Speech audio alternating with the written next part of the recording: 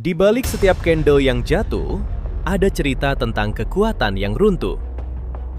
Pound Inggris yang sempat berdiri kuat, kini perlahan dipaksa tunduk oleh tekanan pasar. Pertanyaannya bukan lagi apakah dia akan jatuh, tapi seberapa dalam luka berikutnya.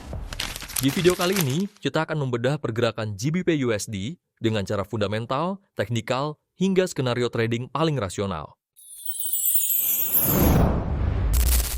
Hari ini market global kembali dipenuhi ketidakpastian. Data ekonomi Amerika menunjukkan ketahanan, inflasi yang belum benar-benar jinak, dan tenaga kerja yang masih solid.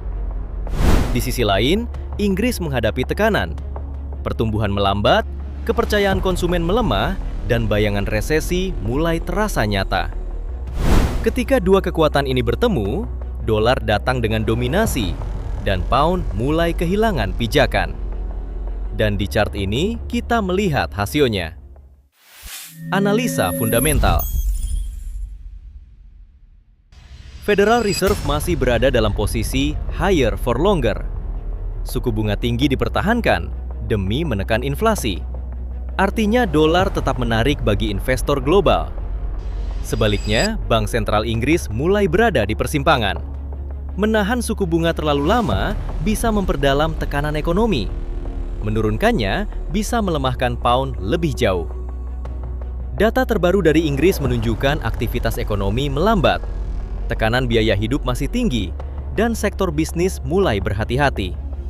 Kesimpulannya sederhana, saat ini masih berpihak pada dolar Amerika Serikat. Analisa teknikal. Sekarang kita masuk ke medan perang sebenarnya, yaitu chart. Struktur market terlihat jelas. Kita melihat perubahan dari bullish menjadi bearish.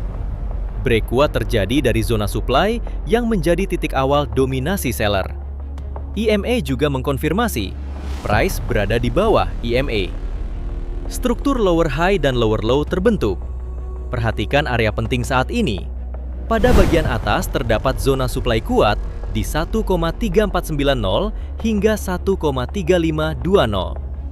Dan area resistance di 1,3440 hingga 1,3470.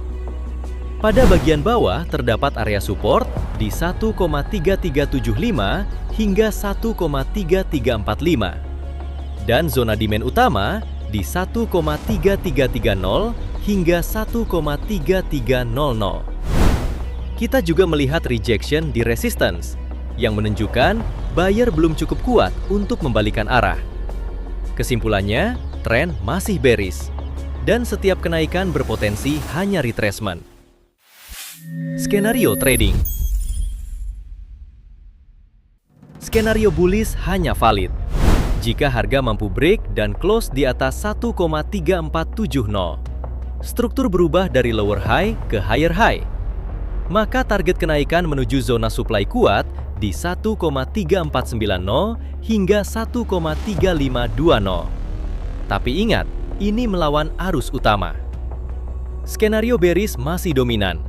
Selama harga tertahan di bawah area resistance 1,3440 hingga 1,3470.